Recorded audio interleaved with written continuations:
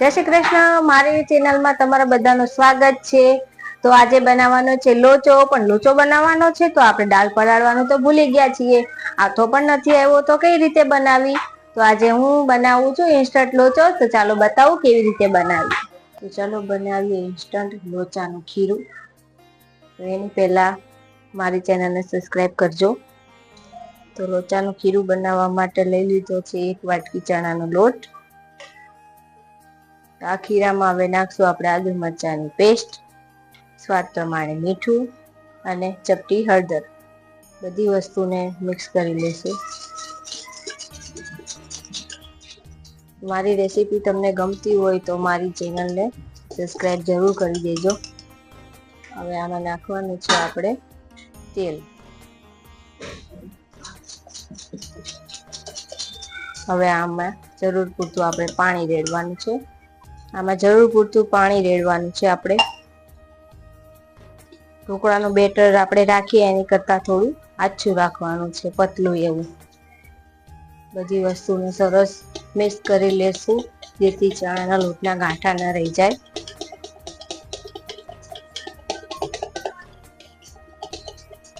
હજી આપણે પાણી ઉમેરશું, હજી ઘટ્ટ છે. બધી વસ્તુ મિક્સ થઈ ગઈ છે અને આછું એવું બેટર આપણે તૈયાર થઈ ગયું છે. આમાં પાછું આપણે ઉપરથી થોડું તેલ રેડશું અને ઈનો નાખી દેવાનો છે.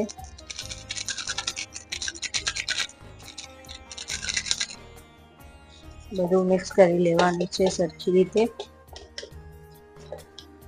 એનો પણ સરસ એક્ટિવેટ થઈ જવો જોઈએ ખીરામાં.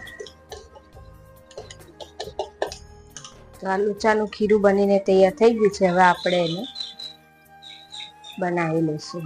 હવે આ ખીરામાં આપણે થોડું દહીં એડ કરી દેવાનું છે. જો તમારી પાસે દહીં ન હોય તો તમે ખાલી છાશથી પણ બેટર તૈયાર કરી શકો છો. તો તમારે પાણી નાખવાની જરૂર નથી. સારી રીતે બેટરને મિક્સ કરી લેવાનું છે. કોઈ પણ વસ્તુના ગાંઠા ન રહી જાય. આ બેટર હવે પરફેક્ટ તૈયાર થઈ ગયું છે. તો મેં ઢોકળિયું એમાં પાણી નાખીને ગરમ થવા મૂકી દીધું છે.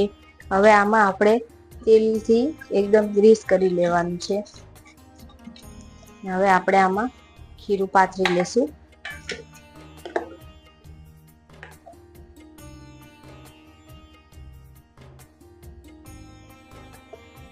હવે આને એમાં સ્ટીમ કરવા મૂકી દેવાનું છે. તો હવે આપણે એને ખોલીને જોઈ લેવાનું છે. તમે જોઈ શકો છો લોચો એકદમ ચડીને તૈયાર થઈ ગયો છે. હવે આને આપણે સર્વિંગ પ્લેટમાં કાઢી લઈશું.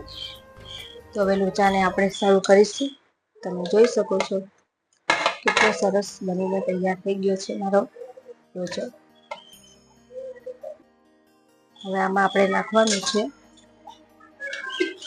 ઉપરથી તેલ નાખી દેવાનું છે. સિંગ તેલ નાખો તો વધારે સારું, એનાથી એકદમ ટેસ્ટ અલગ જ આવે છે. નાખી દેવાનો છે લોચાનો મસાલો અને એક ડુંગળી. તો ચાલો મારો લોચો ખાવા. શું તમે આવી રીતે ક્યારેય લોચો બનાવ્યો છે ઇન્સ્ટન્ટ? જો ન બનાવ્યો હોય તો મારી આ ટ્રીક જોઈને જરૂર તમે બનાવજો. એકદમ સુપર ટેસ્ટી બને છે અને જલ્દી બની જાય છે. જો મારા લોચાની રેસીપી તમને ગમી હોય તો મારા વિડીયોને લાઈક કરજો, શેર કરજો અને મારી ચેનલને સબસ્ક્રાઈબ કરજો.